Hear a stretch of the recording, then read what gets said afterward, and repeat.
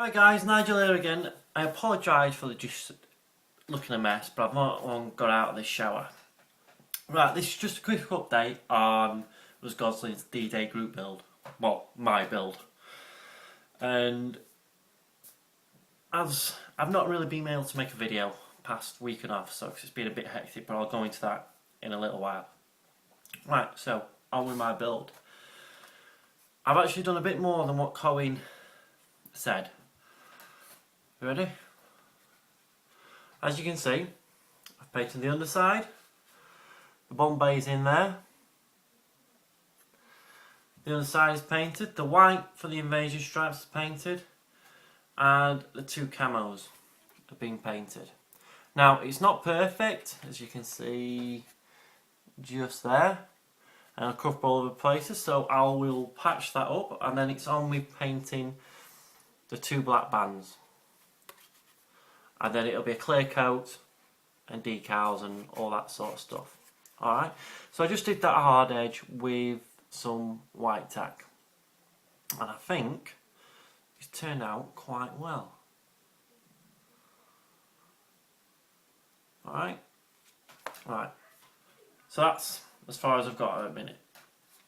Alright, like I said, it's been a bit hectic here at the moment. As Colin said, I've recently just started a new job trial, a work trial, so it's a month's work trial. But I had an interview on Friday and they wanted me to start on Monday, went in for the induction on Monday, and I actually started today. And what they want me to actually do is instruct on the fibre optic course. It's basically what I did, the course I did back in September, October. But I've got a bit more experience because I did it when I was in the army. I first did it in 2000, and I've got a bit of experience and what have you. So the instructor is leaving in March, so they've asked me see if I want to take over, but we're just seeing how it goes for the moment. So touch wood, that's going to go well, and I should start work hopefully in a month's time from now, which is the 22nd of January. So roughly about the end of February, I should, touch wood, be in work. So, on that score, I apologise for not watching all your videos. I am really, really sorry. I will try and catch up over the weekend or whenever I've got any free time, as well as modelling. I'll try and catch up on that. Okay? If I don't, I will apologise now, but I will try and keep on top of it. As it is, we've got Mark and Cohen watching the videos, and I think Gav's actually watching some as well. So you will not get missed. You will go up to our update, and we'll let other people know that you're doing it. Okay? Right. I did promise a little bit of history on a mosquito mission. Now this mission I read about when I was a young boy, and this is the mission I actually got, made me really, really excited about the mosquito and what have you. I can't remember where the attack actually was, but it was what actually the part of the mission was part of the V1 or no balls site that a lot of before they got a lot of them got took off. The Allies managed to get some info from the spies that used to be over there in Germany and France and what have you. And this information, you know, about this thick, arrived on the Air Commodore's desk about these new German weapons, the V1s. And what they decided to do was most of the targets they could bomb with medium to high bombers. Some of the targets were inaccessible to places like this. One target in particular was built into a mountain near the river Oise, is it? Near Paris in France. I don't know whereabouts, or I didn't go into that. So the squadron, and I can't remember which squadron it was, off at the life of me, I've been trying to search but I can't find it, of mosquitoes attacked it. So they took off from the UK. As they flew to the enemy held part, any enemy lines and what have you, over the enemy coast, doing dog legs, so they didn't know where they were going to be attacking. One of the important things about this this site was it had a railway spar, a straight railway spar into one of the tunnels, and there was 3 tunnels. So it was a squadron of 12 aircraft that took off early one morning, flying towards France, taking dog legs and what have you, to try and avoid the fighter lanes and the fighter airfields. So also once they got there, they separated into the 3 sections of 4 aircraft. As 2 of the aircraft climbed to about, I think it was 2,000 feet to begin their attack, the other 2 aircraft of the sections attacked all the flank emplacements around the site, and I can tell you there's a lot. Now, I've told you about this before. The Mosquito, in its nose, it had 4 machine guns and 4 20mm cannons. So it packed quite a punch. So as the other 6 aircraft attacked the flank emplacements, the Mosquito with 2 the other 6 aircraft, get between. The other 6 aircraft attacked the tunnel mouth, 2 per tunnel. And what they did, they went up to 2,000 feet and entered a shallow dive. And they dived down to about 200 metres before the opening of the cave mouth. So you can just imagine, I'm going to use this, as it's diving down, and whilst it's pulling up, 2 bombs would get released. The bombs will get released and they would skip, so they bounce basically into the cave mouth. And all the time as they're diving down, they've got flak flying at them, you've got the pilots and navigator. The navigator would be helpless, he won't be doing anything. He found where he's meant to go, so they'll be scrunched down, trying to make themselves as small as possible as they're flying towards this thing just before they pull up. So they would pull up and drop the bombs and they'd skip in. Once that was done, they would go on and then attack the gun emplacements, and the other aircraft would attack the tunnel. So they did it. Then you've got to imagine as a firing on the gun emplacement. The guns are in the nose, okay, underneath the feet of the pilot and navigator. So it's going away as it's firing and what have you. And quite a few aircraft got hit by flak because it was such a low altitude. Lost quite a lot. Some got big holes in the wings and what have you, but they had to get in and out of there before the fighters came onto the scene. So you can imagine giving covering fire and what have you. Always looking about, make sure there's no other aircraft. As mosquitoes are flying across your nose as you're diving in, or as you're attacking a flank. There's another one that pulls out to try and get to another flak emplacement and what have you. But they actually completed the mission. They managed to destroy this mountain. The bombs hit a fuel depot and a cache of 100 1-ton warheads. So you can imagine what that did to the mountainside. It just collapsed. It just collapsed on itself.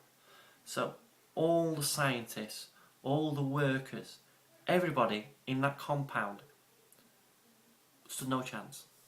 Some were buried for days because they couldn't dig them out. There's a whole mountain on top of them. And the surviving aircraft managed to make the way home, flying at low height.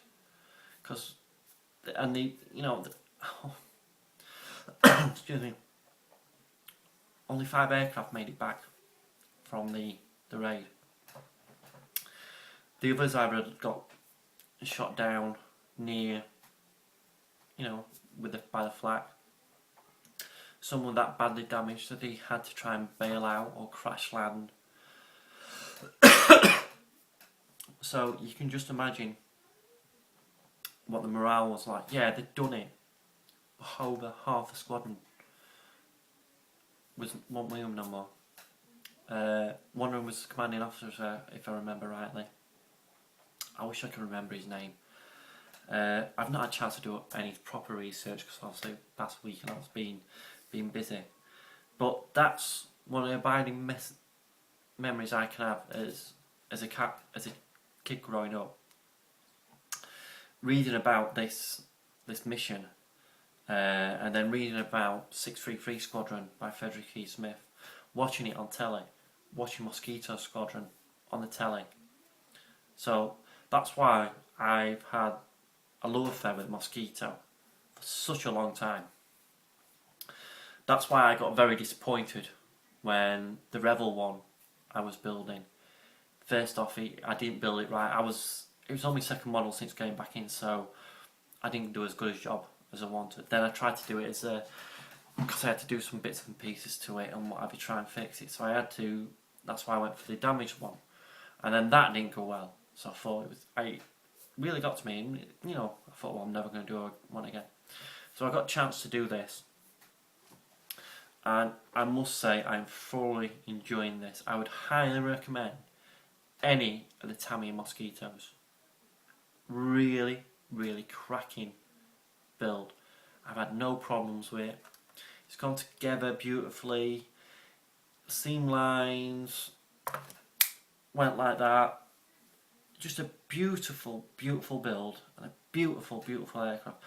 As Coin says, it looks like an aircraft that would haul fruit, but it packed a punch, a very big punch. Either with 4 500-pound bombs, with some strapped to the wings, with 2 500-pound bombs, with some strapped to wings, or rockets, the cannons, the machine guns, radars, so they could night fighters. Such a versatile aircraft that it could do almost anything. For the first 600 missions by Mosquito over German territory, they lost 1 aircraft. 1.